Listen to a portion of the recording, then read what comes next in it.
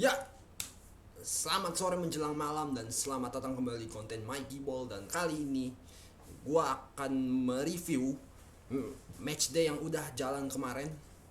Tanpa berlama-lama, ya gua nggak perlu intro terlalu panjang lah untuk mempersingkat waktu. Jadi langsung aja gua bahas West Ham dengan MU. Nah, gua harus bilang MU ini kembali lagi loh. Bener-bener untuk gua nggak menampilkan performa terbaiknya mereka, ya balik lagi gitu. Cara mainnya mereka itu aduh nggak banget loh, bener-bener loh. Mainin Pogba di sayap kiri itu juga apa ya, untuk gua nggak wise banget lah untuk gua, karena pada akhirnya Bruno Fernandes juga yang lebih kerja sebagai sayap kiri gitu.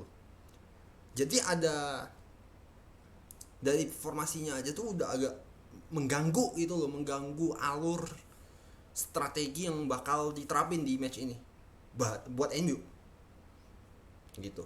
Dan gue lihat juga kayak Bruno Fernandes, aduh, passing, dari passing terus crossing ke penalty box lawan juga nggak ada, bukan nggak ada yang sampai, banyak banget yang nggak sampai, bahkan berakhir mentah gitu aja gitu, berakhir dimentahin lawan.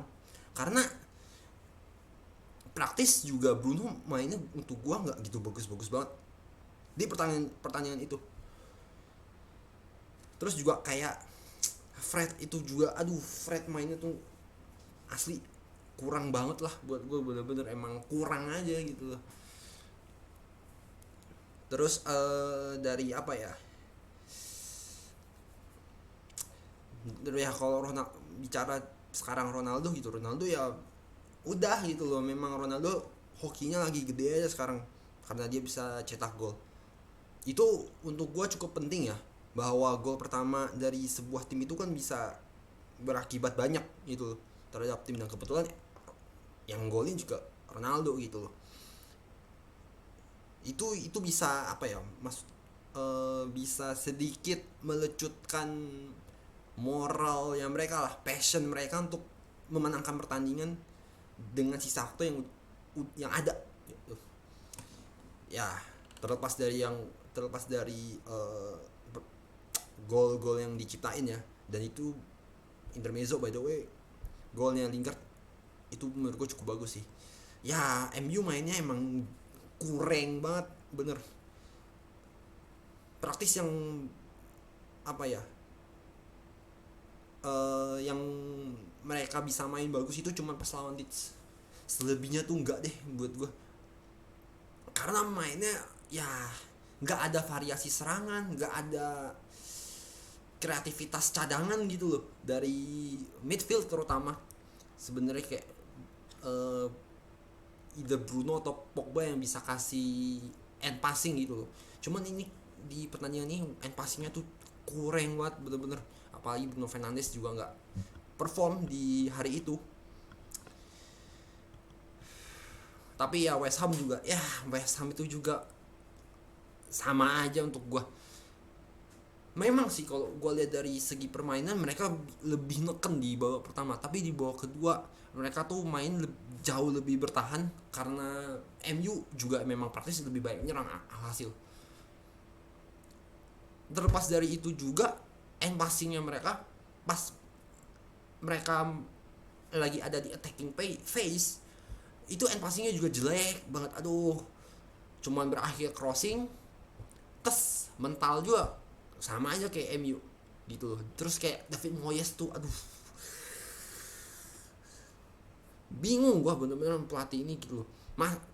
Bisa-bisanya lu masukin Mark Noble di saat-saat terakhir cuman buat penalti gitu. Maksud, otaknya tuh udah ini ya, udah 404 kayaknya, gak masuk pula. Nggak ngerti gue masih Moyes ini, bener-bener ini pelatih yang bener-bener kampungan banget lah, to the max. Maksudnya gue, ini pemain kayak Noble baru masukin, belum tahu apa-apa gitu, gak tahu apa-apa, gak main juga gitu, terus dipaksa masuk cuman buat penalti doang kan. Ini juga ibaratnya kayak apa ya, kayak jadi bahan olok-olokan doang gitu pada akhirnya, karena lu masuk cuman buat penalti doang, nggak masuk pula gitu. Jadi gue nggak ngerti lah maunya apa dah. Ini mau timnya main di Eropa tapi mentalitas pelatihnya kayak David Moyes sih agak jijik ya gitu. Oke, nggak usah bahas lama-lama soal David Moyes karena udah 4. Terus kita bahas Juventus dengan Milan. Nah, gue harus bilang pertandingan ini cukup seru kalau dari pandangan gue. Mereka masing-masing bermain menyerang dan banyak banget pergantian serangan lah gitu. Ada jual beli serangan baik itu Juventus maupun Milan. Tapi ya balik lagi, ini dua tim ini tuh kualitasnya tuh udah lagi di bawah average lah, below their average gitu loh. Milan yang cuman praktis ngandelin counter attack, plus Juventus yang mungkin anda yang dukung Juventus juga tahu gelandangnya tuh nggak banget, kualitasnya tuh jomplang banget ketimbang defendernya dari segi kualitas sama kualitas attackernya. Ini midfieldnya segini, di bawah lagi sampai nggak kelihatan tangan gua tuh. Bener deh, asli mainnya tuh midfieldnya Juventus tuh jelek banget, bener-bener deh. Kayak Rabiot, terus Bentancur juga, sama ya kemarin pasang Locatelli sih lumayan lah buat gua. Maksud, tapi ya biasa aja gitu loh, standar mainnya dia aja, nggak yang above standard gameplay lah untuk Locatelli-nya itu. Dan ya kreativitas serangan juga nggak banget gitu loh. Dybala nggak kelihatan sama sekali buat gua, bener. Morata lagi ya, oke lah dia dapat 1 gol gitu, cuma kan 1 golnya gara-gara salah passingnya AC Milan doang tuh, yang buat gua juga nggak perlu lah gitu loh Milan buat ngelakuin error. Bahkan gue bisa bilang itu udah agak masuk kategori blunder gitu. Nggak perlu lah yang kayak gitu maksud gue ya. By the way, oke lah 1-0 gitu. Cuman ya balik lagi ya, Milan ini kan juga persistence gitu loh. Yang gue lihat dari tim ini tuh persistence-nya kelihatan banget, sama hard working-nya mereka tuh jelas mereka buktikan di pertandingan ini. Ya murni memang karena kreativitas dari midfield juga sedikit berkurang lah gitu loh untuk musim ini, karena ya kepergian beberapa pemain-pemain penting gitu, terutama ya mungkin gue bisa singgung dikit si Calhanoglu pindah ke Inter. But then ya memang Milan juga pas musim lalu ada Calhanoglu pun juga ya gitu, kualitasnya juga ya kurang banget lah gitu buat gue. Apalagi kalau bicara masalah konsistensi di papan atas gitu, kemarin aja tuh udah terbukti banget mereka turun terus performanya, apalagi di paruh kedua. Nah, golnya Ante Rebic pun juga memang hasil kerja keras gitu loh dari semua elemen tim, terutama yang main di di lapangan saat itu.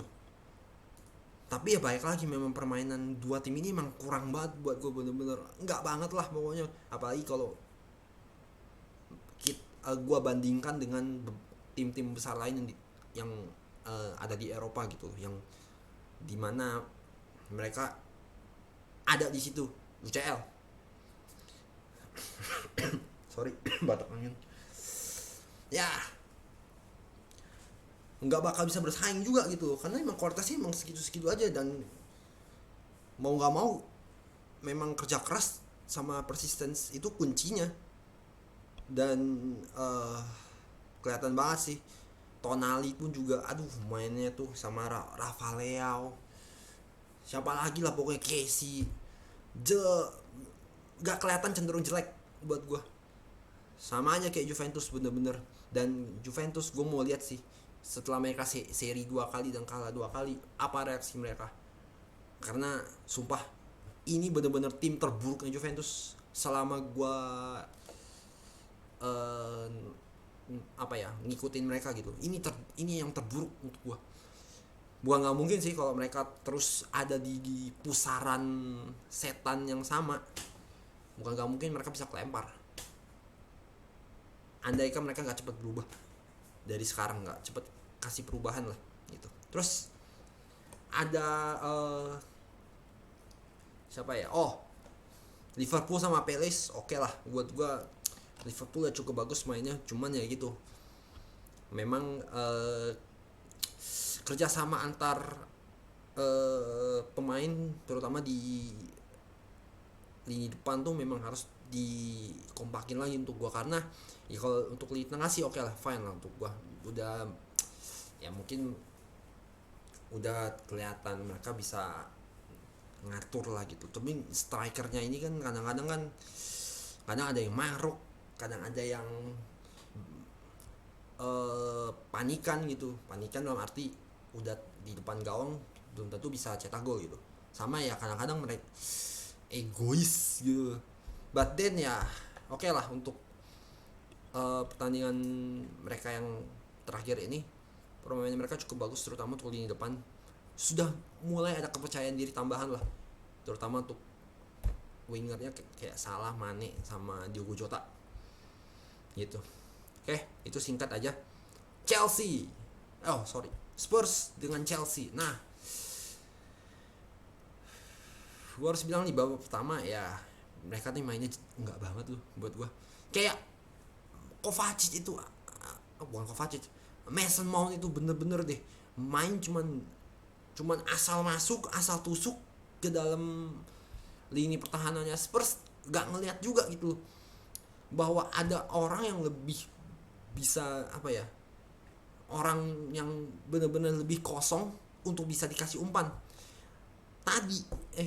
Kemarin itu dia malah apa ya, terutama pas di babak pertama ya kelihatan banget emang dia nih nggak punya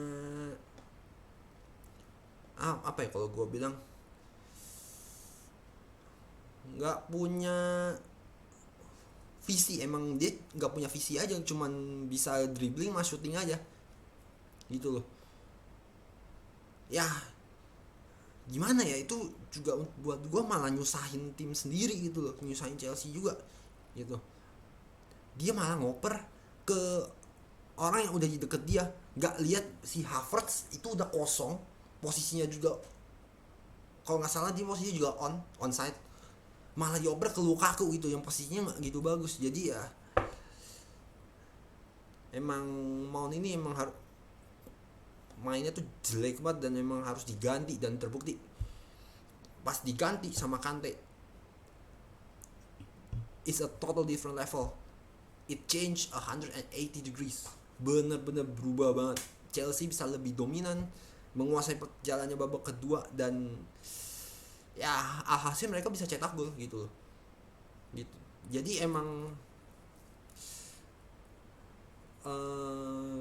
untuk gua Tuchel udah menempatkan pemainnya dengan tepat buat gue di babak kedua, karena permainan jelas berubah dan Spurs juga nggak bisa apa-apa. Bener, Spurs itu cuma nunggu counter aja. Dari musim lalu juga kayak gitu, bener-bener deh mainnya asli. Sama si Nuno Espirito Santo ini juga nggak memberikan dampak sama sekali, bener-bener sama aja mainnya kayak pelatih sebelumnya. Entahlah Spurs mau dibawa kemana juga, jadi ya nggak perlu dibahas juga ya gitu. Terus yang terakhir yang terakhir ATM dengan Bilbao. Kemarin hokinya ATM tidak kelihatan, tidak datang, 0-0 untuk mereka.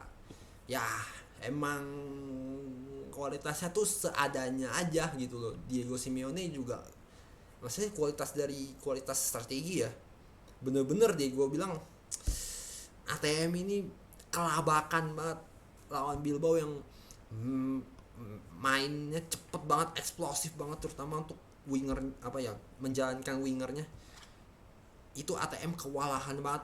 Apalagi gue masuk pas di babak kedua kelihatan banget satu babak itu kewalahan. Mereka juga gak bisa apa-apa, cuman main bertahan nunggu counter. Ya akhirnya mereka gak dapet apa ya, kesempatan lah untuk bisa nyerang gitu. Mungkin ada tapi sedikit doang gitu loh, karena emang ATM cuma nunggu counter doang gitu. Dan ya Bilbao juga buat gue sangat merepotkan gitu loh di pertandingan itu. Lawan Barca aja udah kelihatan banget kemarin itu, mereka main eksplosif dengan winger-wingernya. Kembali lagi mereka tunjukin di pertandingan kali ini. Dan ATM kelihatan banget gak ada koordinasi, gak ada bukan gak ada komunikasi, gak ada ya koordinasi sih buat gue sih, lebih ke koordinasi antar lini dan antar pemain tuh gak banget dalam hal bertahan ya. Jadi ya harusnya kalau Bilbao lebih efektif itu bisa 0-2 itu buat gue. Cuman ya gitu, Bilbao juga efektivitas serangannya juga rendah banget buat gue. And passingnya juga kadang-kadang nggak nyampe juga. Jadi ya udahlah, 0-0 untuk mereka. Dan selebihnya gitu, kayak contoh siapa ya, Dortmund Union. Nah itu gue belum nonton tuh, tapi gue harus bilang ini pertandingan cukup seru sih. Pertandingan itu cukup seru buat gue. Sayangnya gue nggak gitu nonton full, jadi gue nggak bisa gitu bahas. Dan ya Bayern gitu loh, kemarin menang sampai 7-0 ya, sama plus Ajax gue yang menang sampai 9-0 lawan Cambuur. Jadi ya kalau yang pertandingan 3 itu sih menurut gue udah nggak bisa dibahas lagi sih. Maksudnya cuma sedikit doang yang bisa dibahas karena emang kualitas sih. Kecuali Dortmund sih yang untuk gue lini pertahanannya mesti lagi untuk diimprove, karena gue ngelihat Dortmund selama 4 pertandingan pertama mereka nggak bisa clean sheet. Jadi mungkin Marco Rose mesti memperbaiki beberapa hal yang dia perlukan untuk memperkuat ini pertahanannya, karena 4 pertandingan pertama kebobolan terus, at least 1 gol gitu. Jadi ya itu sih mungkin sedikit analisa dari gue buat Dortmund. Oke, mungkin itu aja video dari gue. Thanks for watching, dan sampai ketemu lagi di konten Mikey Ball yang berikutnya. Aduh, mau bahas Arsenal ya, sayang banget nggak cover, tapi udahlah, mungkin ada video spesial, we'll see.